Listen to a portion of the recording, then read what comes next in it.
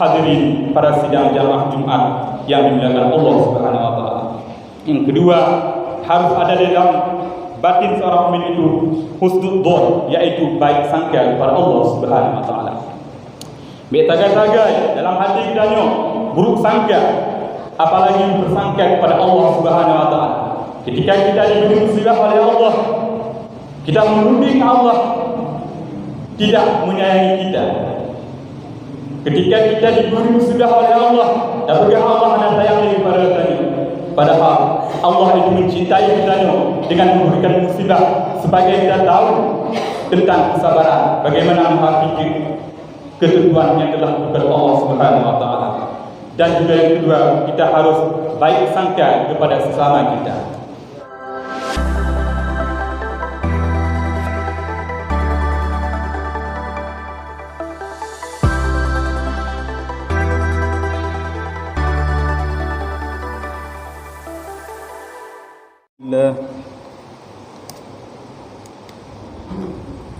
الحمد لله الذي جعل هذا اليوم الجمعة سيد الأيام وحيد للفقراء والمساكين. أشهد أن لا إله إلا الله وحده لا شريك له، وأشهد أن سيدنا محمدا عبده ورسوله لا نبي بعده. اللهم صل وسلم على سيدنا محمد وعلى آله وأصحابه ومن تبعهم إلى يوم القيامة. أما بعد، فيا أيها الحاضرون الكرام، اتقوا الله حق تقاته ولا تموتن إلا وأنتم مسلمون. قال الله سبحانه وتعالى في القرآن الكريم: أعوذ بالله من الشيطان الرجيم، بسم الله الرحمن الرحيم. يا أيها الذين آمنوا اصبروا وسابروا ورابطوا واتقوا الله لعلكم تفلحون. صدق الله العظيم وصدق النبي الكريم ونحن على ذلك من الشهيد والشاكرين. Hadirin para sidang jamaah Jumat yang dimuliakan Allah Subhanahu wa taala. Langkah yang pun naga ucapan puji kepada Allah Subhanahu wa taala yang oleh Allah selalu melimpahkan rahmat dan karunia-Nya kepada kita yang bantu, sehingga dengan penuh ketakwaan kepada Allah dan dengan penuh kecintaan kita kepada Allah, maka saban-saban kita hadiri ke rumah Allah yang berbahagia, yang tujuannya ialah untuk beribadah kepada Allah Subhanahu wa taala, dan sekaligus pembuktian iman kita kepada Allah Subhanahu wa taala. Selawat dan salam kepada junjungan kita Nabi besar Muhammad Rasulullah sallallahu alaihi wasallam, selaku penyampai risalah yang telah diutuskan oleh Allah untuk memperbaiki akhlak manusia di muka bumi. Rasulullah sallallahu alaihi wasallam yang telah berjuang menyiarkan Islam pada awal-awal kebangkitannya di negeri Mekah. Rasulullah menyiarkan Islam secara sembunyi-sembunyi selama 3 tahun. Kemudian ketika masyarakat Mekah tahu bahwa ada ajaran yang dibawa oleh Muhammad Rasulullah SAW, pada saat itu berbagai ancaman, berbagai kebiadaban berlaku kepada Rasulullah SAW, bukan saja kepada Rasulullah, juga kepada pengikutnya, keluarganya. Fitnah, cacian, dan tidak tanggung-tanggung para ahli khabir di negeri Mekah bermaksud membunuh Rasulullah SAW. Itu bukan suatu halangan bagi Rasulullah SAW untuk menciarkan Islam, untuk mentauhidkan manusia untuk kembalikan manusia kepada Allah, kepada sembahan yang sebenarnya, agar manusia baik disembah kepada bagai, baik disembah kepada api, baik disembah kepada berhala-berhala, dan supaya manusia itu bersih daripada sifat-sifat kekejian yang ada di dalam batin masing-masing manusia itu. Tidak dapat kita pungkiri sebagai manusia, kita pastinya hawa nafsu yang ada di dalam diri kita. Setelah nyawa bercampur dengan jasad, maka di dalam nyawa jasad manusia, maka disitulah terletak nafsu. Manusia berkeinginan bermacam-macam. Yang pertama, manusia itu bercita-cita hidup abadi di atas muka bumi ini. Lalu mereka tamak menginginkan dunia ini miliknya, mengejar kebahagiaan dunia sampai lupa kepada akan kematian dan pada hari esok, yaitu akhirat yang kekal, yang telah dijanjikan Allah dalam Al-Quran. Maka oleh sebab itu Nabi Muhammad SAW diutuskan oleh Allah memperbaiki akhlak manusia, mentauhidkan manusia kepada ketuhanan yang benar, yaitu asyhadu an la ilaha illallah wa asyhadu anna Muhammadar Rasulullah. Agar manusia itu menyaksikan bahwa hanya Allah Subhanahu wa taala yang patut disembah, hanya Allah Subhanahu wa taala yang patut dijadikan Tuhan semesta alam. Dan batas kaibate akui ilahu dan seluruh jagat raya ini hanya dalam genggaman Allah. Bahkan diri kita juga dalam genggaman Allah Subhanahu wa taala. Artinya kehidupan kita dari awal dan akhirnya itu adalah dalam ketetapan Allah Subhanahu wa taala. Tiada daya dan sedikit pun daripada kita untuk mengubahnya kecuali dengan izin Allah Subhanahu wa taala. Bukan berarti tanya kata serahkan kepada Allah lalu hanya ada beban kepadanya. Tidak demikian kaum muslimin.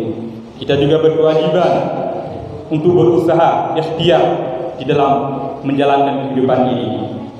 Ikhtiar itu sesuai dengan tuntutan syariat yang telah disampaikan oleh Rasulullah SAW dalam berbagai hadis kutipan yang telah dikutip oleh para ulama.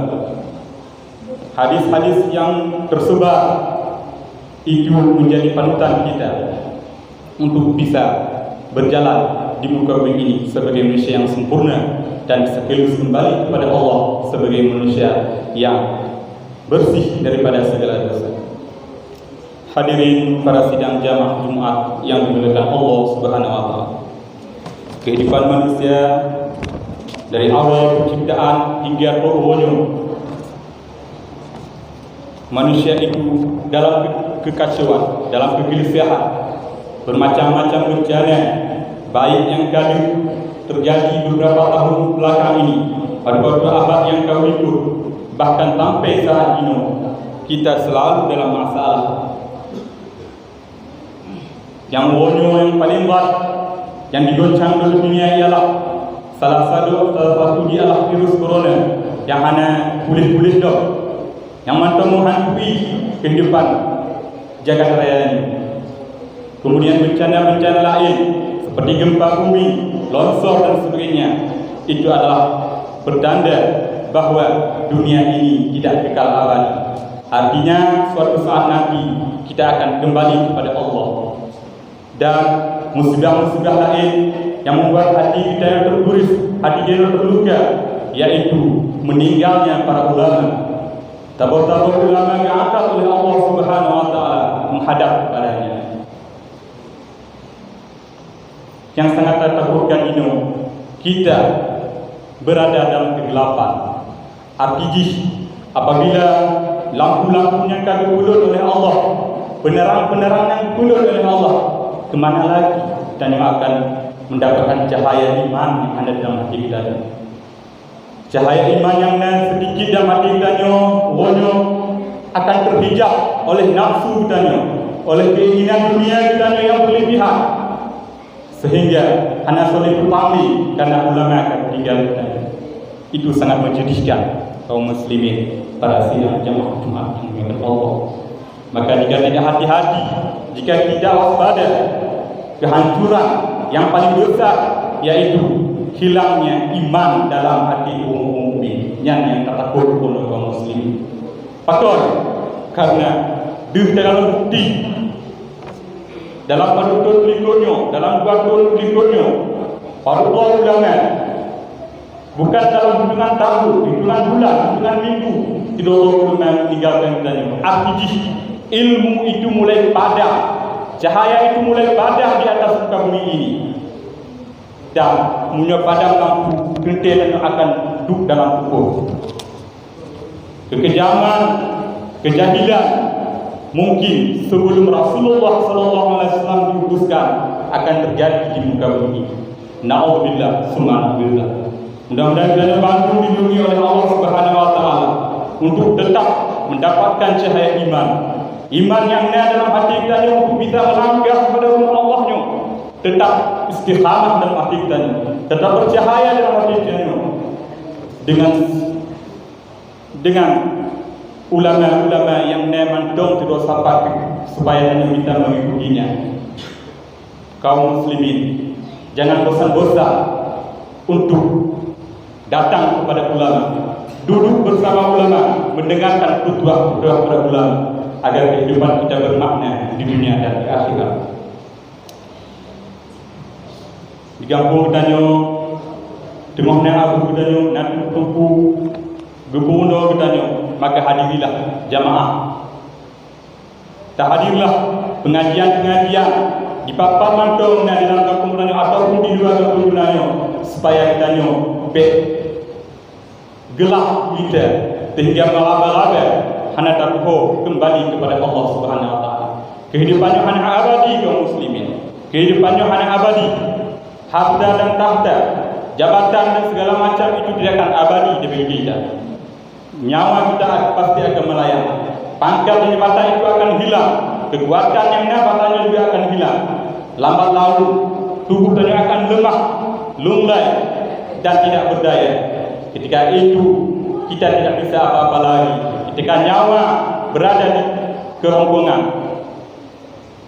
di situ manusia ada dua pilihan. Pertama, husnul khatimah.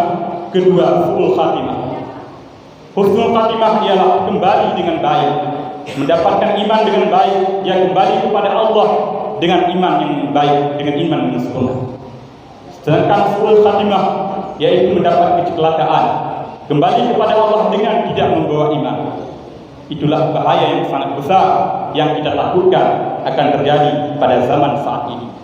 Virus lain pun seberapa kaum muslimin bila dibandingkan dengan bencana hilangnya iman di dalam hati orang-orang mukmin.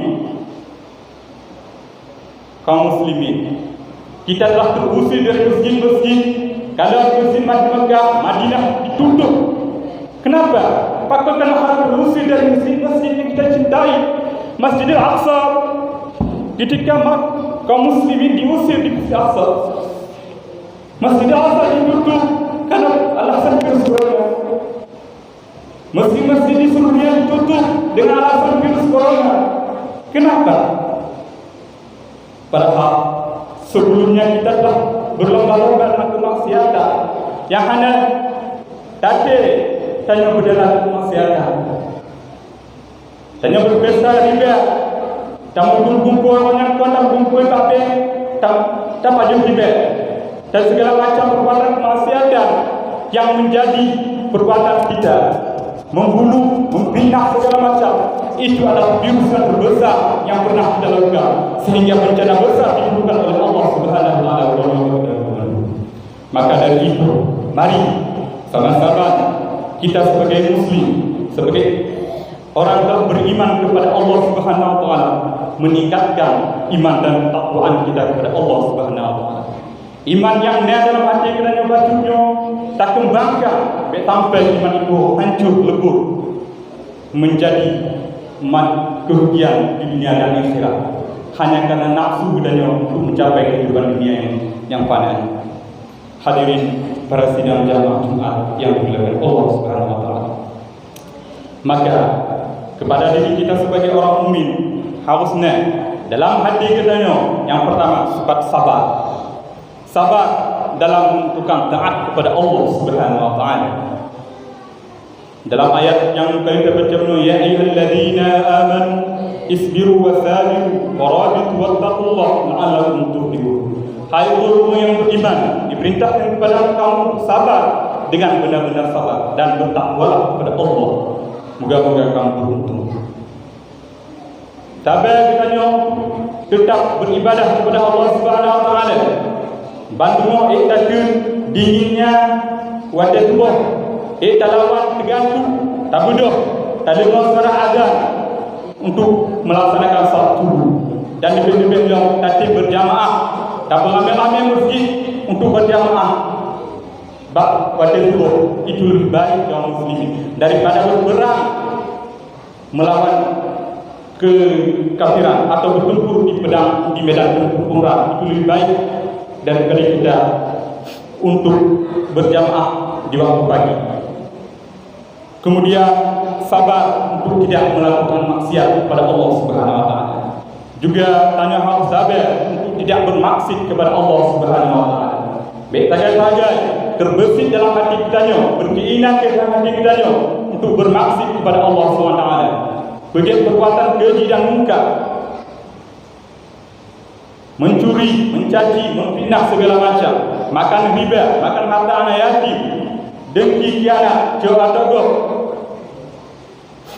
yang adalah perbuatan yang dicela oleh Allah Subhanahu wa taala. Agar kena sabar untuk tidak melakukan hal-hal yang demikian.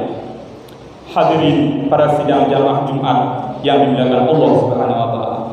Yang kedua, harus ada dalam batin seorang mukmin itu husnul dzan, yaitu baik sangka kepada Allah Subhanahu wa taala. Betagai-tagai dalam hati kita buruk sangka, apalagi bersangka kepada Allah Subhanahu wa taala. Ketika kita diberi musibah oleh Allah, kita menuding Allah tidak menyayangi kita. Ketika kita diberi musibah oleh Allah, dan bagi Allah ada sayang kepada kita. Padahal Allah itu mencintai kita dengan memberikan musibah supaya kita tahu tentang kesabaran, bagaimana menghakimi ketentuan yang telah diberikan Allah Subhanahu wa taala. Dan juga yang kedua, kita harus baik sangka kepada sesama kita.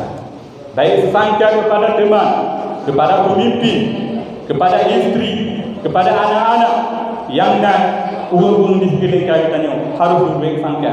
Baik sangka kepada kedua, pegang hijau lagi pegang hijau lagi memfitnah segala macam.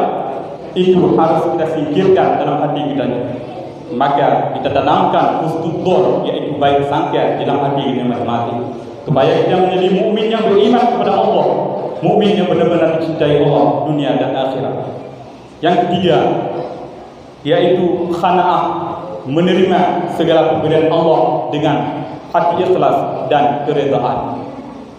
Qanaah adalah suatu sifat yang diperintahkan atau suatu pekerjaan Rasulullah SAW, yaitu menerima apa yang telah ditakdirkan oleh Allah Subhanahu wa taala, baik itu sedikit ataupun banyak, kita harus menerima atas pemberian Allah itu.